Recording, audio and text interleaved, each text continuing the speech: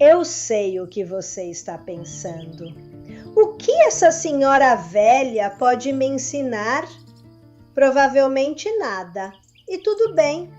Mas eu estou neste mundo há 79 anos e tenho uma coisa que aprendi sobre as pessoas que dizem provavelmente nada. São exatamente as que mais precisam ouvir o que vem a seguir. Meu nome é Margaret. Todo mundo me chama de Maggie. Nasci em 1946 em uma cidade pequena no Tennessee, onde o maior evento cultural do ano era a Feira do Condado. Minha mãe costurava roupas para outras pessoas. Meu pai trabalhava em uma mina, até que a mina parou de trabalhar com ele. Eu nunca fui à faculdade. Não porque não pudesse, mas porque lá em casa a pergunta nunca foi: para qual faculdade você vai? A pergunta era: quando você começa a trabalhar? Comecei aos 16, em uma fábrica têxtil, 12 horas em pé. O barulho das máquinas era tão constante que depois de um tempo você parava de ouvir. Era como se o mundo inteiro tivesse virado um zumbido. E eu, no meio de todo aquele barulho, chorava. Não de tristeza. Eu chorava quando via uma colega fazer aniversário e ninguém dizia nada. Chorava quando o supervisor gritava com uma menina nova que não entendia as instruções. Chorava quando alguém levava flores do próprio jardim e colocava em cima da máquina. Me diziam que eu era sensível demais, que isso era um problema, que na vida real não tem espaço para sentir tanto assim. Levei 60 anos para entender que eles estavam completamente errados.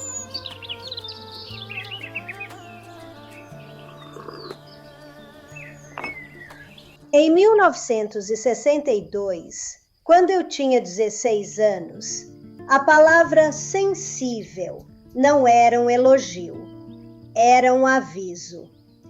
Minha supervisora na fábrica se chamava Dorothy, uma mulher grande, séria, com as mãos mais fortes que eu já vi na vida.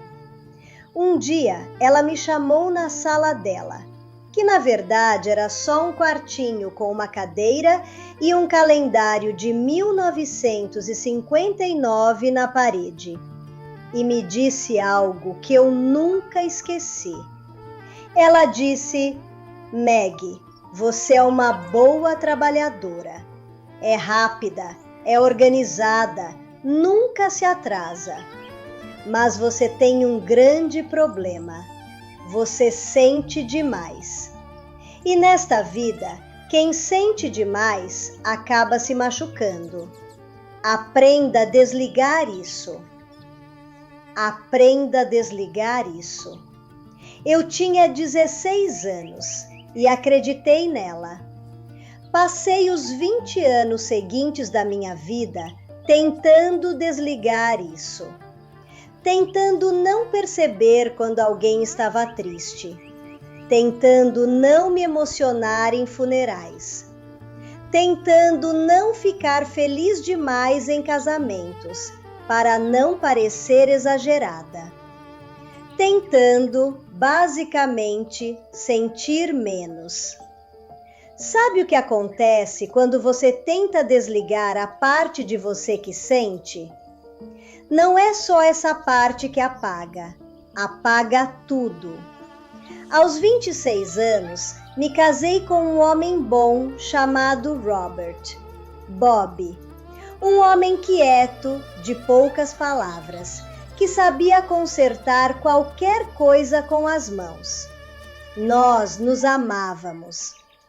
Mas eu estava tão ocupada sendo forte que nunca dizia o que sentia.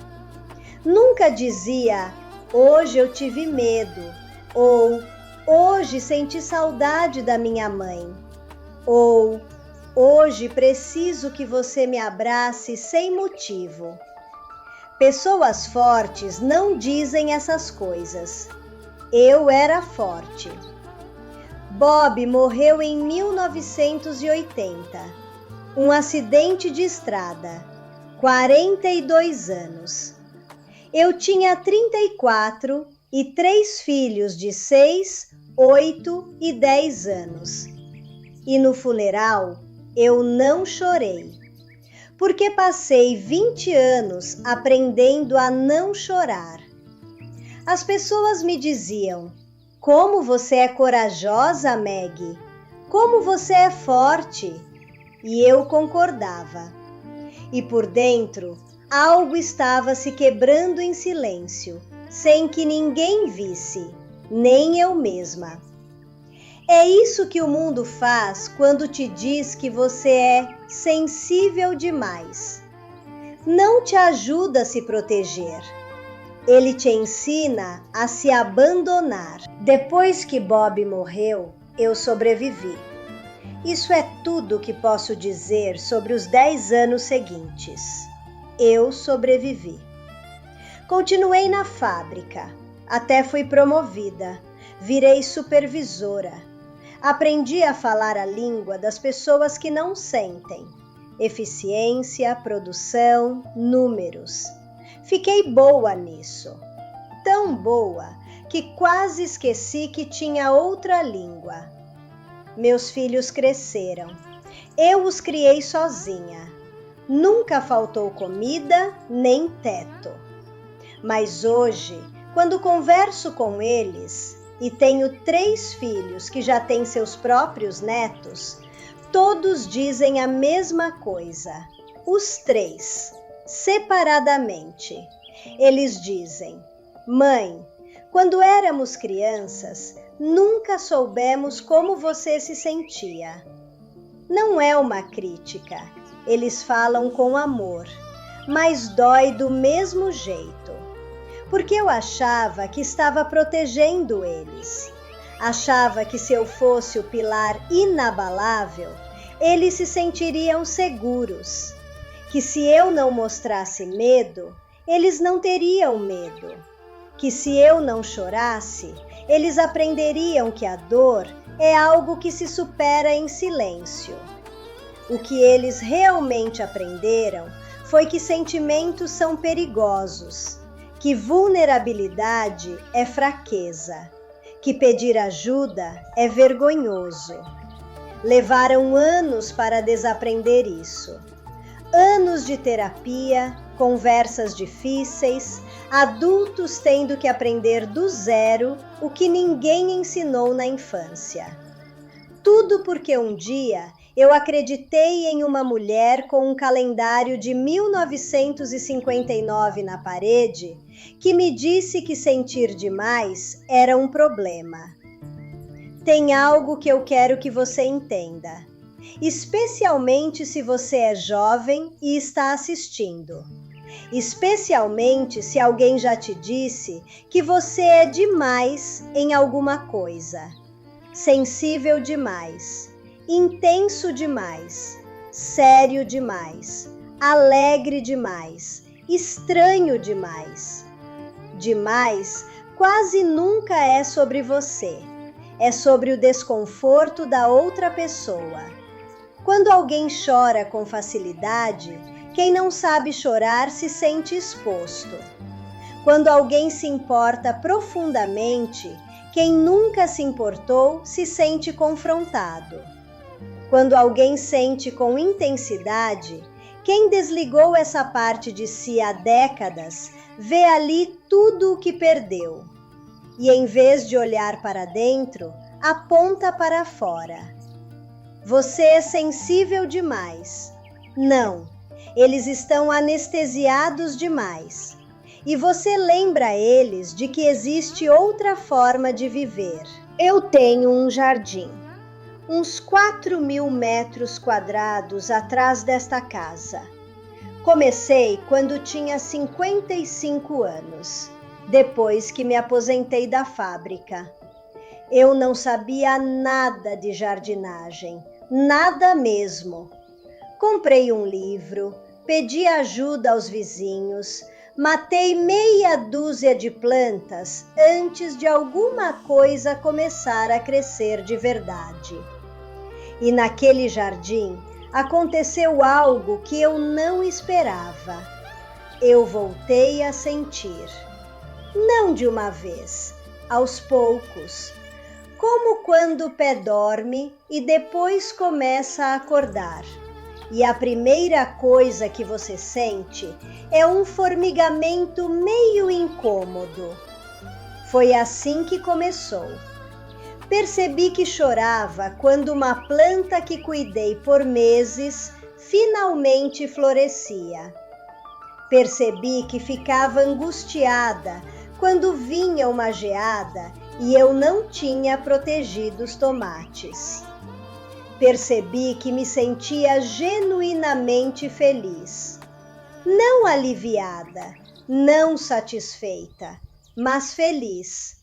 Quando o vizinho vinha e eu dava cenouras que eu mesma plantei. E pensei, Meg, você passou 25 anos sem sentir isso. Onde você estava? O jardim me devolveu algo que eu achava que tinha perdido para sempre. E fez isso do único jeito que as coisas importantes voltam. Devagar, sem aviso, através de algo completamente comum. Agora tenho 79 anos e choro nos casamentos dos meus netos. Choro quando vejo pássaros no galho da nogueira que plantei há 12 anos. Choro quando meu filho mais velho me liga aos domingos só para conversar, sem motivo especial. Choro quando alguém me conta que está sofrendo e eu consigo ver exatamente como essa pessoa se sente, porque eu também senti e guardei por tempo demais. As pessoas me veem chorando e às vezes perguntam se eu estou bem. Eu sempre digo a mesma coisa. Eu estou melhor do que nunca. Porque chorar não é sinal de que algo está errado. Chorar é sinal de que algo importa. E se nada mais te faz chorar, isso sim deveria te preocupar. Existe uma grande mentira que contam para as pessoas, especialmente para as mulheres da minha geração. Embora hoje eu veja que também contam para os homens, só que de outras formas. A mentira é esta: que força é o oposto de sensibilidade. Que se você é sensível, você é fraco. E se você é forte, você não sente. É exatamente o contrário. As pessoas mais fortes que eu já conheci eram pessoas que sentiam profundamente. Minha mãe, que trabalhou a vida inteira costurando para os outros e nunca reclamou, chorava toda vez que via um nascer do sol bonito. Não porque fosse fraca, mas porque tinha a capacidade de estar totalmente presente e deixar aquele momento tocá-la. Um vizinho meu chamado Earl, 91 anos, veterano de guerra, um homem que viu coisas que eu nem consigo imaginar, chora quando fala dos amigos que não voltaram. Chora sem vergonha, sentado na varanda, olhando para o nada. Depois limpa o rosto e pergunta se você quer uma limonada. Isso não é fraqueza. Isso é ter integrado a dor em vez de enterrá-la. Enterrar a dor é fácil, no começo, mas a dor enterrada não desaparece. ela fermenta, vira amargura, vira distância, vira aquela sensação de que a vida vai ficando mais cinza com o tempo e você não sabe exatamente por quê. Eu sei exatamente por quê. Porque eu abri espaço para tudo que era ruim e não abri espaço para nada do que era bom. E quando você para de sentir as coisas ruins, inevitavelmente também para de sentir as boas. A verdadeira força não é não sentir. A verdadeira força é sentir tudo e seguir em frente mesmo assim. É chorar no funeral e no dia seguinte levantar e fazer o café da manhã.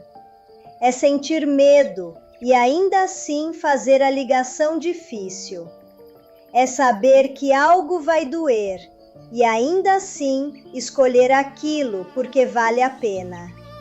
Isso é força, não um rosto de pedra e um coração desligado. Quando eu tinha 68 anos, minha filha mais nova, o nome dela é Carol, ela é médica, me fez uma pergunta que eu não esperava. Estávamos sentadas nesta mesma sala, tomando café, e ela olhou para mim e disse: "Mãe, você já falou com alguém? Tipo, profissionalmente, um terapeuta?" E eu disse o que sempre disse a vida inteira: "Ah, Carol, isso é para gente com problemas de verdade. Eu estou bem."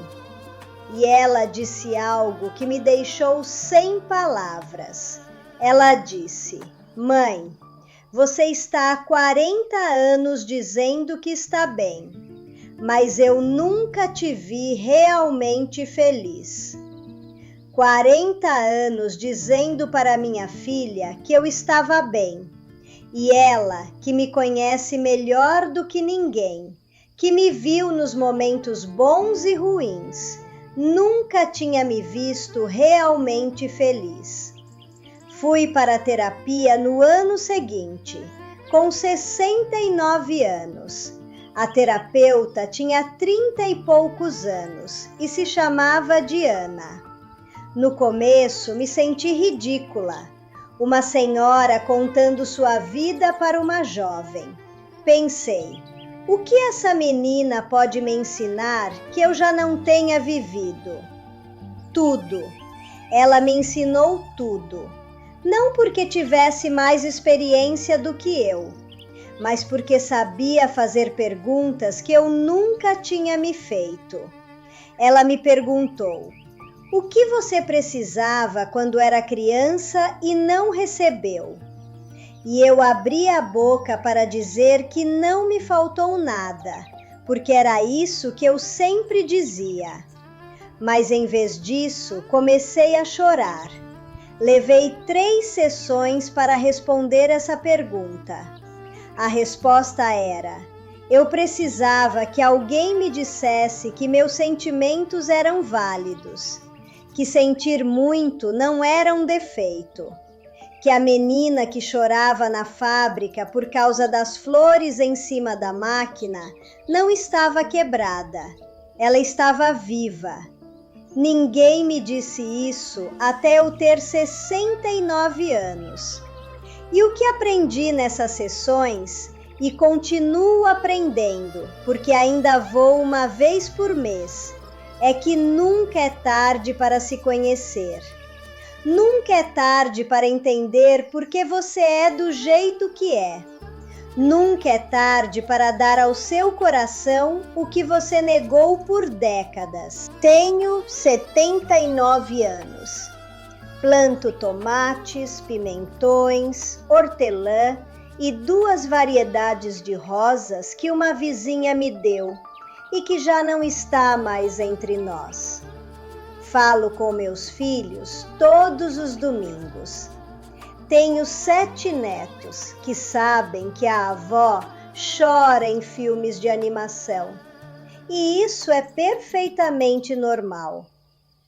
Não tenho nenhum grande legado, não inventei nada, não dirigi nenhuma empresa, não mudei o mundo.